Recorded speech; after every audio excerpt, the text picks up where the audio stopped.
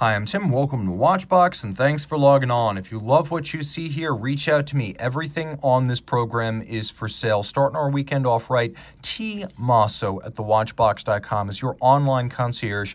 Your questions about the price of any watch you see here. We're also looking to build inventory for the summer season. Buy, trade, and sell through us. It is the same email address, tmasso at thewatchbox.com. We will buy your entire collection of Patek Philippe complications. We pay fast, we pay cash. No upper limit on value paid. Reach out to tmasso at thewatchbox.com for all of your luxury watch needs. Today, we discuss a model only made for 1 year. Well, maybe not the model specifically, but what we have here is the Rolex Oyster Perpetual yellow dial. So this is the Oyster Perpetual 126000 with the yellow Stella dial. It is vibrant, it is expressive, and it is already gone.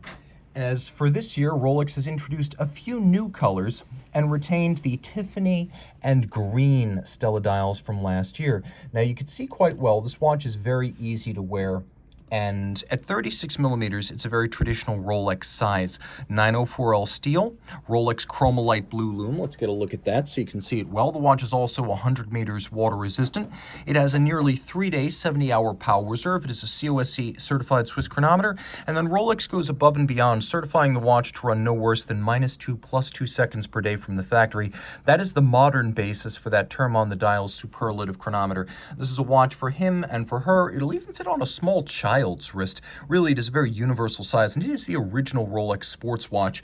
As in 1933, with the birth of the bubble-back Oyster Perpetual, Rolex combined its Oyster water-resistant case from the 20s with its newly launched Perpetual rotor winding system, and the result was the first modern Rolex, and really the first modern sports watch. We have a domed polished bezel, we have a polished case. It is 11.7 millimeters thick, and a feature new for 2021 on the Oyster Perpetual, the EasyLink tool-free 5mm adjustment system in the clasp. So again, this dial is already gone, along with the coral red. It's been put out to pasture. This is a 1-year Rolex dial in a steel core collection sports watch. From a collector standpoint, as good as it gets. That said, I like complications, and they don't come much better than this. This might be Rolex's most useful all-around watch. Now, in the last year, we've gotten a new Jubilee bracelet option on the Skydweller. So here we have the Skydweller as it was redesigned for 2017 with a new fully luminescent dial and a primarily stainless steel construction. The bezel is still 18-karat gray gold, which is Rolex's homogeneous, straight-through, never rhodium-plated white gold alloy. But the rest of the watch, including the bracelet, 904L steel. It's a 42mm watch, and it basically looks and wears like a very large Datejust, because that's really the design of the case and the design of the bezel. Throwing it on my 16-centimeter circumference wrist, you can see there's no reason to be afraid of this 42. It's not excessively large. My hand, my arm, actually a lot bigger than they look on camera. And this watch wears pretty well. It's very comfortable. The Jubilee is now so solid with all center links that frankly you can use it as a sports watch bracelet. It vents better than the Oyster, and because of the shorter link profiles, it's actually a little bit more comfortable. Now we'll jump real quick to a lume shot, take a look at what this watch has got to offer, because it is remarkably impressive. The original version of the Skydweller just featured lumed hands. Post 2017, you get a fully luminescent dial, making it a much more accomplished sports watch. Now let's see what I can do here, because I am wearing gloves, and this watch includes a system that allows you to set it using the bezel and the crown. Now in the first position, the crown winds the watch. That's fine, we expect that. But you can see how once I start turning, I'm activating specific functions. And if I have the bezel justified all the way clockwise, there's actually no function in the crown's outermost position. So one click counterclockwise. Now I am back to operating the calendar system. Note that I can drive the calendar both forwards and in reverse. We'll get a little bit closer here. Note how there's a little red index. 12 hours, 12 months. That's how the calendar works. So you're looking at November 4th. And keep in mind, I can turn this forward and backwards, which means I can actually jump the month as well as the date forward and backwards. Okay, let's keep going. Turn the bezel one more click counterclockwise. Now I operate the local hour hand. See, the watch is still ticking, and I can drive the date forward but not backwards. Now, let's say I want to set everything. Turn the bezel all the way counterclockwise. I activate hacking seconds. The movement stops. And now I can actually set the center dial 24-hour GMT reference ring. So I have an annual calendar. I have a second time zone. I have 100-meter water resistance. I have a certified Swiss chronometer. I have the 70-hour automatic winding power reserve and a winding rotor that has a bearing rather than a jeweled staff to make it tougher. The watch is anti-magnetic, water resistant, shock resistant with a full balance bridge, a free spring index, and a rotor bearing. There is a lot to love both inside and outside with the Rolex Skydweller. This is why I think it is the most versatile and useful watch that Rolex sells. That said, you have many options, and if you want a chronograph, a lot of people skip straight to the Daytona and they just ignore the Yachtmaster 2. I don't think you should ignore the Yachtmaster 2, but I can definitely see the appeal of the Daytona. This is reference 116505, Ever Rose Rose Gold, which is Rolex's gold that is both redder because of the higher copper content and more immune to fade over time. It is forever rose because of the higher platinum content. It's only 12.2 millimeters thick, 40 millimeters in diameter. On my wrist, it wears really nicely, but it is heavy with a full bracelet that is solid end link, solid center link, with a clasp that includes thick gauge rose gold inside and out. It does have easy link, but it's a very substantial watch. Rolex's gold watches on full bracelets feel like platinum watches from other brands. The watch is 100 meters water resistant, has a 72-hour power reserve, again, superlative chronometer certification, vertical clutch and column wheel chronograph. And though it may not be obvious at first glance, this lovely brown bronze dial does have luminescence, so you can read it in the dark. Sticking with our sports watches, but going upscale, we have here a model that has become a bit of a cult piece, and it's far scarcer than the Nautilus 5711. I've often said this is the most interesting sports watch that Patek has made in the last 10 years. Originally introduced in 2014, this is the 5960-1A001. It was discontinued in 2018, so it had a very short production run. It is the 5960, but in steel. It has a different dial. It has a different overall look, and you can see that it is more heavily loomed than the original dress model of the watch. We have a combination of black and white gold on a silver white base, which makes the contrast high and the watch highly legible. We have a flyback chronograph. Note how we have a coaxial register, the bullseye as it's known, where you can read both chronograph hours and chronograph minutes, flyback chrono, reset and restart without first stopping. Note that we have an aperture style, day, date, and month American calendar up there. We also have a power reserve indicator. It's there. It's discreet, but it's there. And you'll appreciate the fact that that little power reserve indicator lets you know how close the watch is to stopping, useful on a complex calendar. The watch also includes little AM, PM indicators, so you know when it's day or night, so you know when not to use the push adjusters to set the calendar. Of course, the annual calendar system only needs to be adjusted once a year annually during the jump from February to March. It's a system that Patek Philippe invented back in 1996, so not only is it cool, but it is distinctive of the brand. We have this lovely quasi-Paul Newman aesthetic to this dial with its tritone of silver, white, black, and red. Now, the watch also includes a handsome fluid form, a case that is in steel, only 40.5 millimeters in diameter, has a concave bezel, lovely tapered lugs, and a 5-link Patek Philippe bracelet. It's an easy watch to wear, and I'll show you that right now. It's a simple thing to throw on the wrist, and it fits nicely. Although it does have end links that are solid and protrude a bit beyond the lugs, I have no problem wearing this watch, and even on a smaller wrist than mine, you're going to have no trouble whatsoever. It's flat enough that it does easily fit underneath the sleeve. Zooming out a little bit, you can see it's an even better fit on my wrist. Very comfortable. It is a column wheel vertical clutch chronograph, so you get all of those technical refinements that you expect in a modern chronograph movement. This is Patek caliber 28520. And as you can see, it features an anti-magnetic silicone hairspring, 6-position adjustment, Gyromax style free sprung balance, 4 Hz beat rate, pivots on 40 jewels. You can see we have a little modified column wheel structure. And because it is a vertical clutch, and I will admit that there's nothing going on the dial if the chronograph isn't running, you can run the chronograph full-time thanks to vertical clutch. There's no additional wear and tear on the movement. So if you like to have something animated in constant motion on your watch dial, this is ideal because you can just leave the chronograph running. And thanks to the column wheel, it has a super crisp engagement feel and sound. Zoom back out. The watch is extremely comfortable, and the bracelet, a combination of a sports bracelet and a dress bracelet, ventilates beautifully on a hot day. Let's talk about one from Lange. Let's get a little bit closer here. As you can see, this is a Lange 1, traditionally sized, 38.5 millimeters in rose gold, black dial. And what's fascinating here is that most Lange dials are precious metal. This one is made of sterling silver. It's then galvanized black, which is quite nice because it contrasts beautifully with the red gold of the hands, the indices, and the frame for the date. Now let's just make sure we're not in a date change danger zone here. Nope, we're not. You have a push-button adjuster for the date. The Lange 1, first coined back in 1994. It was one of the first 4 models launched by Lange, and it remains something of a standard bearer for the company. As in the modern era, if you want a core Lange, they say get a Dotograph, get a Lange 1, or get yourself a Zeitwerk.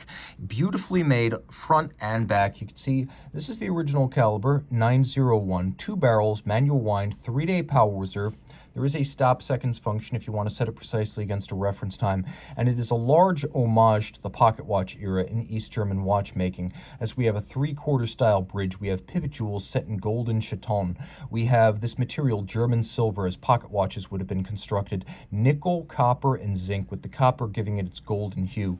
We have elements that would not have been included on vintage watches, such as immaculate black polish on the cap for the escape wheel and the swan's neck regulator, and mirrored anglage a mile wide, manually executed. There's engine turning on the base plate, and we have freehand engraving on the half bridge for the balance, which beats away at 21,600 vibrations per hour. Note those little chaton, those little golden chaton fixing the pivot jewels. Those are a nod to the era when machining wasn't quite as precise, and so jewels couldn't be pressed directly into bridges and plates, so they'd be put in a precision golden chaton, which would then be inserted into the bridge or plate and then fixed with screws. And take note, we have both black polished and fired blued screws on this movement. It includes both. It's an easy watch to wear, being 38.5 millimeters. One could say it is quite traditional, comfortable, and relatively short across the wrist. It's a good fit for my wrist, and if your wrist is anything like mine, it's likely to be a match for you as well. Let me just try to reset my focus here. The watch is absolutely gorgeous with incredible presence. I overuse that word when discussing these gorgeous. This watch is ravishing.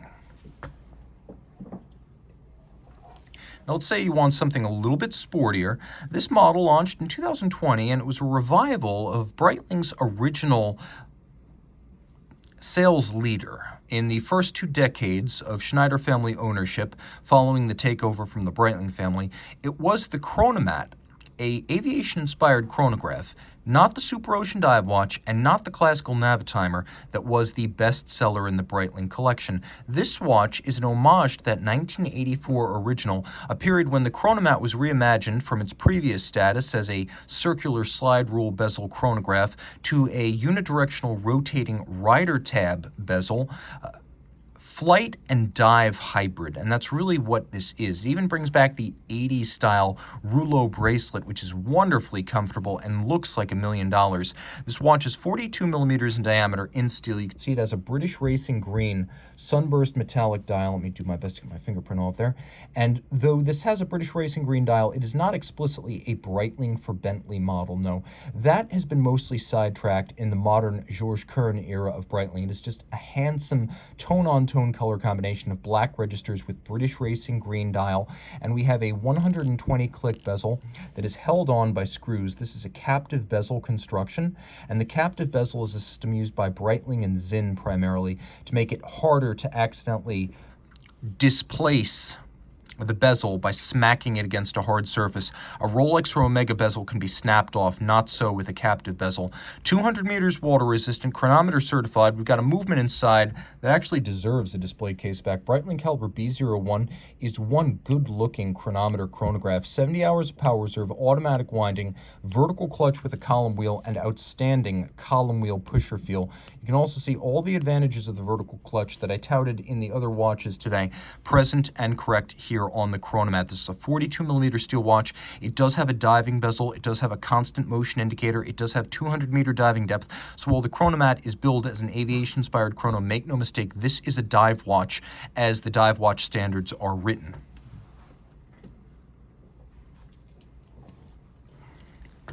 This was probably the most interesting Omega launched in 2021. It is the Omega Speedmaster Chronoscope, 43 millimeters in steel. There's a lot going on here that I love, starting with the color combination of silver and blue. Now we get a little bit closer to the dial. You can see it is a triple scale chronograph. There's a tachymeter bezel in anodized aluminum, And then we have a telemeter. So tachymeter is used to gauge speed, telemeter is used to gauge distance, and then a pulsation scale is used to gauge pulse. We have a lovely silver satin dial with blue printing, and you can see we have sunken sub-registers that are cut into the dial, lovely applied, blued Arabic numerals, and blued leaf-style hands at center. This watch is only 13.2 millimeters thick, which seems miraculous for a modern coaxial, but you see how they did it. They created a manual winding version of the 9900 caliber chronograph, and now we have caliber 9908, same double barrel coaxial master chronometer, but it's much, much thinner with the removal of the winding rotor and the winding bridge. It is still robustly anti-magnetic. It is still shock resistant. It is still a coaxial master chronometer, which means that it includes the George Daniels designed direct and indirect impulse tangential contact escapement that expands power reserve, improves precision, and minimizes maintenance needs. You also have a push-button slider, a very micro adjust built into the clasp. You can see that well here. You push down the slider, you can move in or out.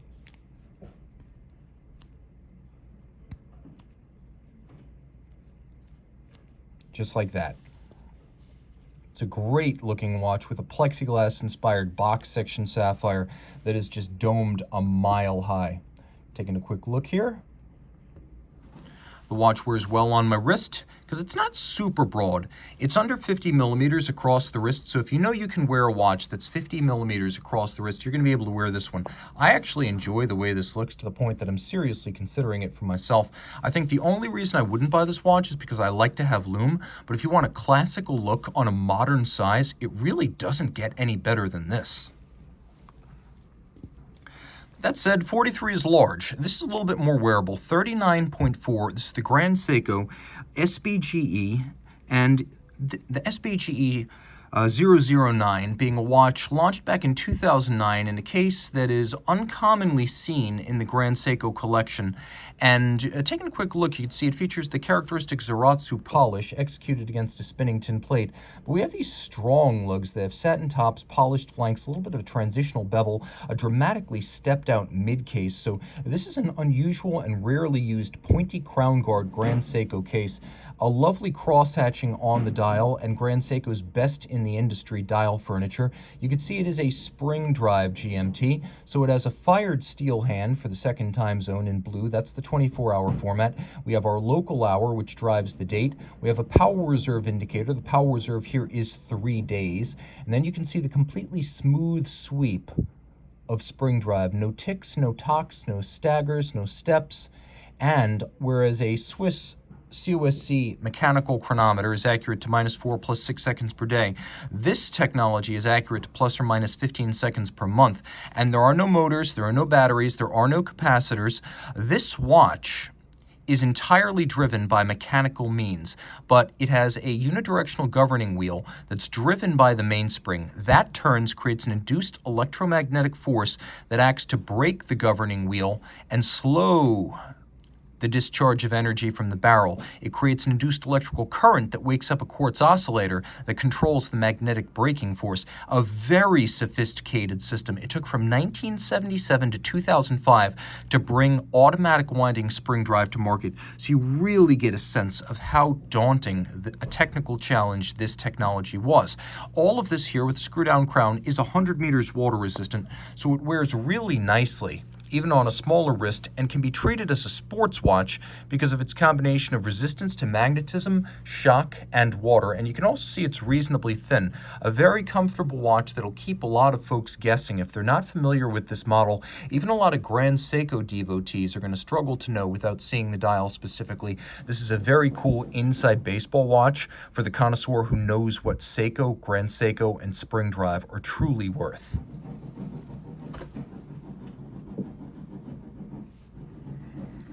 Here's a wild watch. This is from Christophe Claret, the Caranthos, a watch named after a large double-handle ceremonial cup in the Greek language. It is a 45mm red gold and DLC blackened titanium constant force escapement with mono pusher chronograph, and cathedral gong chiming striker. Did you get all that good? Let's hear it in action.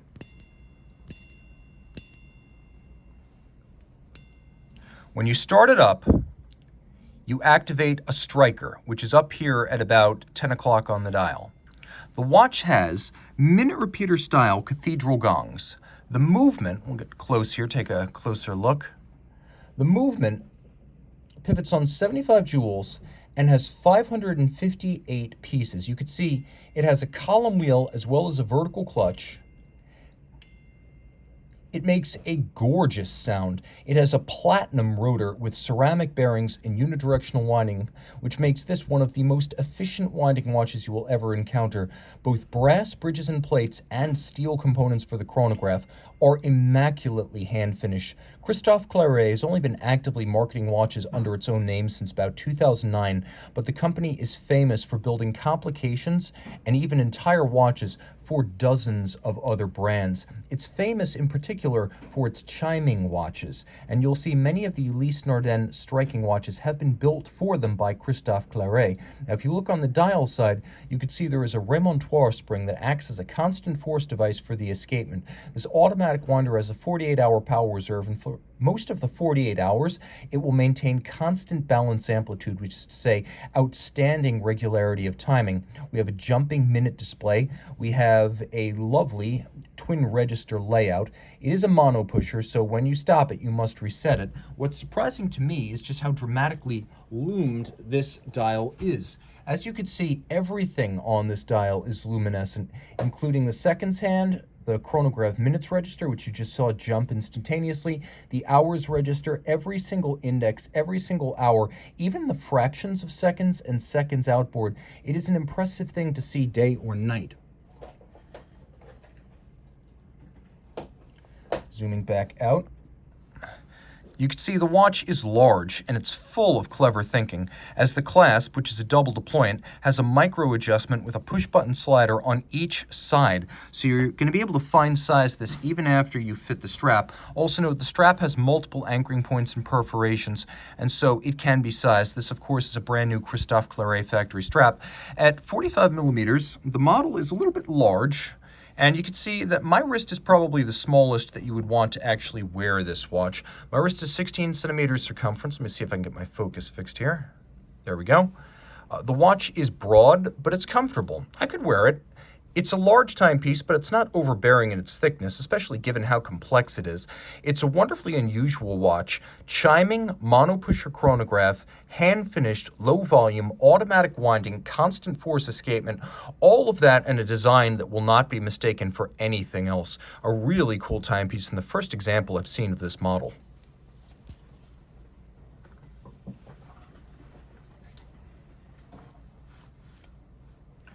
Two takes on large sports watches. We'll start with large, then go with huge. Large is 41.5 millimeters in gold. Taking a quick look, we have here the Omega Seamaster Diver 300 meter. Let's see if we can fix the focus here. The watch is in the original size, 41.5 millimeters in red gold. What's remarkable about these early pre-display caseback, pre-coaxial pieces is how thin they are. This is only 12.2 millimeters thick. Now, I own the original version of this watch, and it's a wonderful piece. Comfortable, flat, flush, and versatile. This one in gold is a little bit richer. It replaces the anodized aluminum insert in the bezel with solid gold. And if you listen,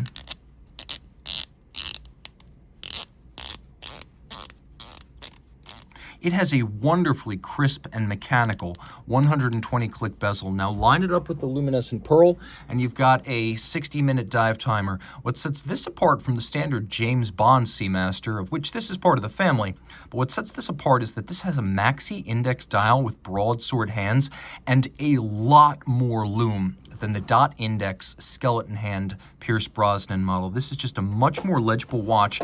This dial design debuted in 1998 with the Seamaster Diver 300 meter GMT, and then it became available on the standard chronometer model. The watch is a chronometer, does have a solid case back. It uses Omega Caliber 1120, which is a modified ETA 2892A2. Now that movement is changed a bit here. The winding system is revised. This is a 23 joule. The ETA is a 21. The ETA is a 42-hour power reserve. This is a 44. The ETA is a basic caliber, whereas this one features both special finishing just for Omega and a COSC chronometer certification. Hacking seconds, quick set date, 4 Hz beat rate, 300 meters water-resistant helium escape valve for saturation diving, and of course it has that chronometer certification for accuracy.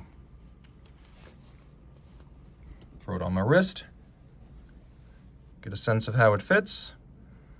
It wears beautifully, flatter than you'd expect, and not as broad across the wrist as it's only 47.5 millimeters from lug tip to lug tip here. Not small enough for a lady to wear, but definitely for just about any man to wear well. And the watch you see here is on a rubberized calfskin leather strap.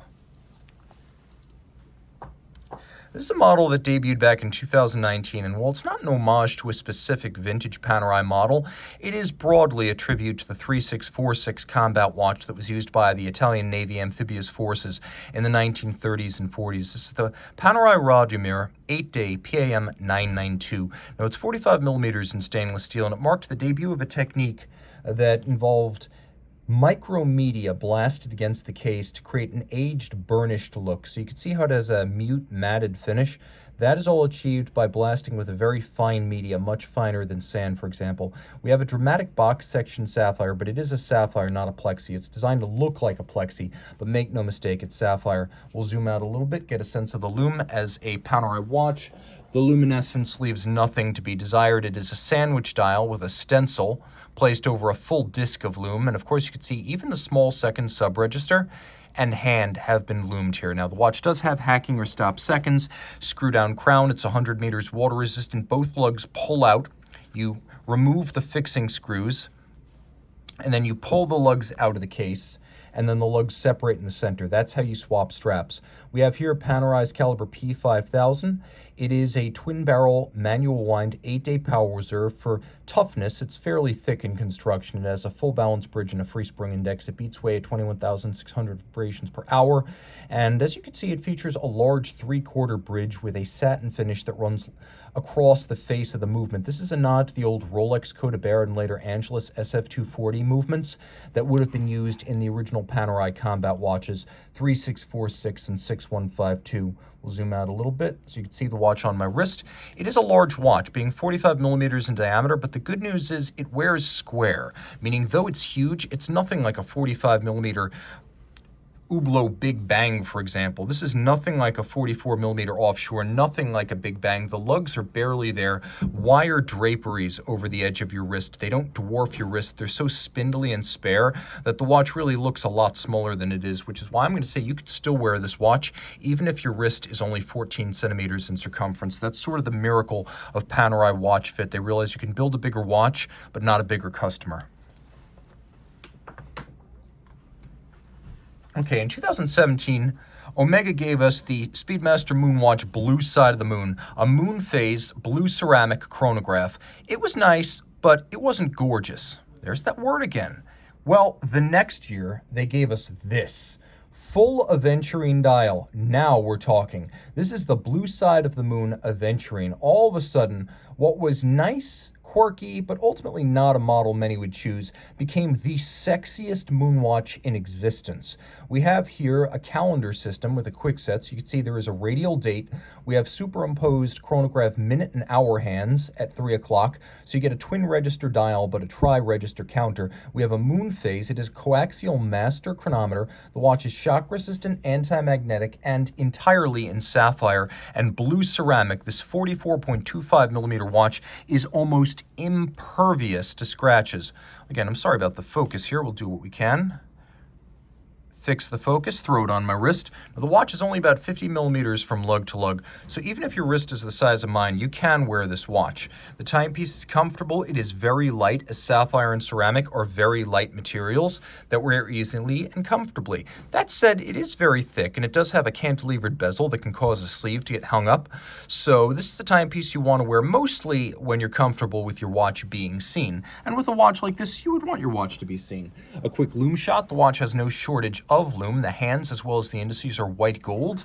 And then we have caliber 9904 on the reverse side.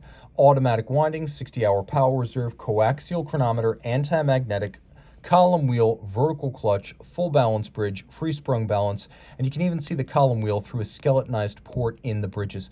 We have blackened screws here, a treatment that's not commonly seen in the industry, and then an unusual, distinctive arabesque spiral Cote de Genève that Omega uses on its watches. It is a remarkably beautiful watch. Also, the deposits inside the tachymeter as well as the crown, real gold inlaid and permabonded to the ceramic so it will never separate. Golden hands and indices, a venturing dial, blue ceramic case, and a hybrid blue ceramic and titanium deployant clasp.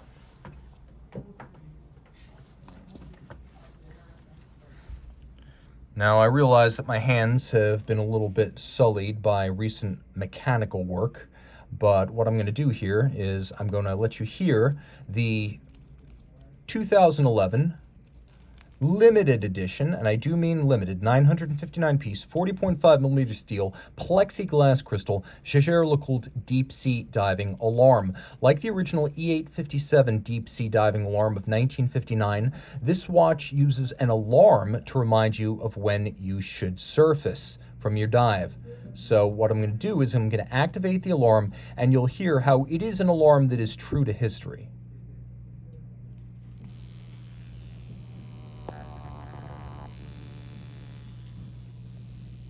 You feel it more than you hear it. It's a vintage style alarm, not the loud ringing alarm you get on something like a modern Polaris Memovox, for example, or Master Memovox. It's a vibrating, shaking, cricket-like chirp on your wrist. We have a watch here that has lovely vintage style dial graphics, including transferred luminescent indices rather than appliques, a lovely frosted or pebbly base, hybrid baton and syringe style hands. We'll do a lume shot. As you can see, the watch has no shortage of lume, and it is a lovely looking watch that even gives you a luminescent index so you can both set the alarm and see the time for which the alarm is set in the dark. Now, the watch is very similar in size to the original. There's only about a millimeter's difference, so this is truly a re-edition rather than an inspired piece. It's not loose, it's very strict, and it conforms to most of the conventions of the original, including the picture of the skin diver on the reverse of the watch. It's 100 meters water resistant, so you can swim with it. And the box set with this watch does come with a spare plexiglass.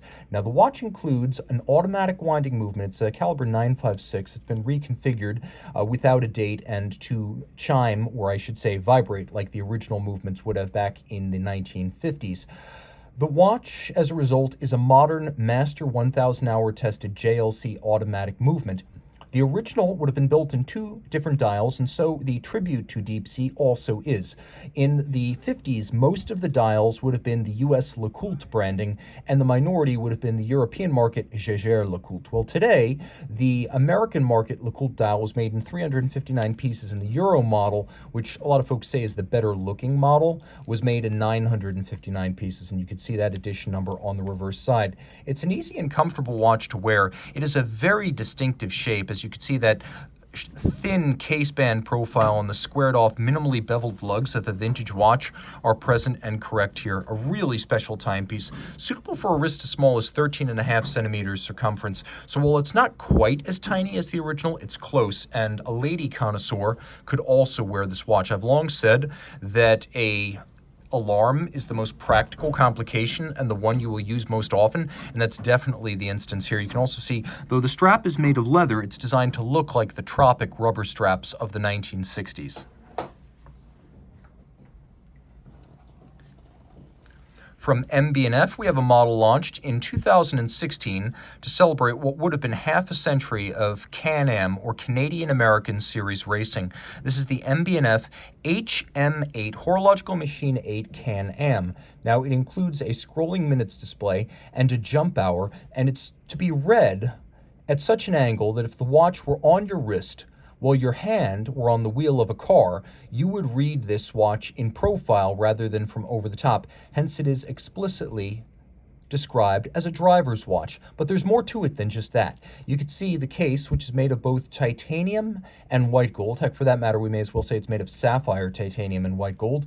It features articulated suspension-inspired lugs. It has grade 5 titanium roll bars to evoke a Can-Am racer, almost as though we've opened the engine bay of a mid-engine Can-Am race car. We can see the MB&F customized Girard-Perregaux automatic movement, front and center. And then on the reverse side, you can see the recurring motif of MB&F, the double-sided battle axe, the rotor, the crown, and you can see it again on the buckle of the clasp.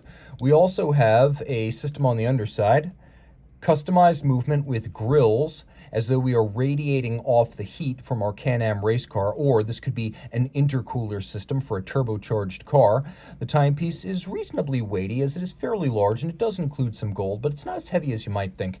It's under 50 millimeters from end to end across the wrist, and as I measure it from side to side, it is 48.8 millimeters. We'll throw it on my wrist, which is 16 centimeters in circumference, and now you can see how, if you imagine my hand on the wheel of a car, I would be reading this watch from an angle. That's why it's described as a driver's watch, not merely automotive inspired, but practical if you are in the heat of battle in the cabin of a race car.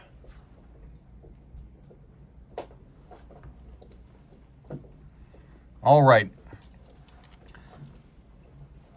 I'm warming you up for the main event now. Have you guessed? Do you already know? I think you do.